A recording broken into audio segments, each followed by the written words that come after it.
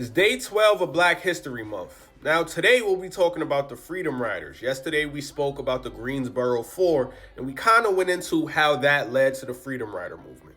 So, by the end of 1960, we know that most places began to be integrated: restaurants, buses, waiting areas, things like that. Now, this integration wasn't fully enforced, right? It wasn't enforced to the umpteenth degree. Now, one of the ways this was tested was by the Freedom Rider movement, where 13 individuals decided to get on a bus and ride that bus together from Washington, D.C. to New Orleans. Now, this is white and black people, an integrated bus, which is something that was not normalized at this point in society, right?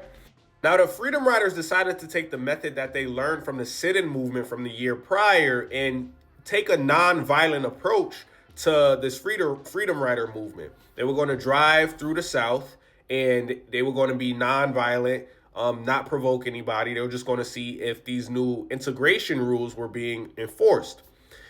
In May of 1961 in Rock Hill, California, early into their drive, they stopped and went into a whites only waiting area that was supposed to be integrated, right? So John Lewis and Albert Bigelow walk into this waiting room, and they are met with restraint, and then they get attacked and brutally beaten down by an angry white mob because they walked into that establishment together. This was early in a trek.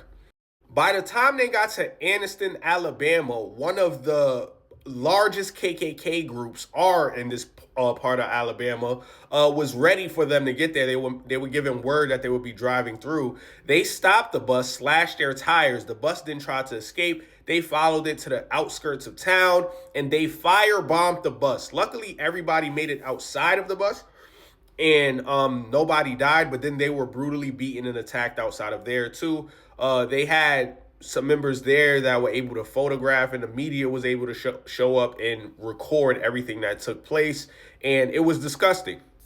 The Freedom Rider movement, similar to the sit-in movement, started growing, and it went from 13 people to over 400 Freedom Riders joining in. You had civil rights activists like Martin Luther King organizing marches and stepping in, and this turned into another big movement, which put pressure on people like Robert Kennedy to try to end this thing soon, because this was growing into another large movement the second year in a row. And then he called the Interstate Commission that was in charge of enforcing these integration policies to make a more aggressive push into integrating these waiting rooms and these bus stations. And that's what the Freedom Riders did. The more you know.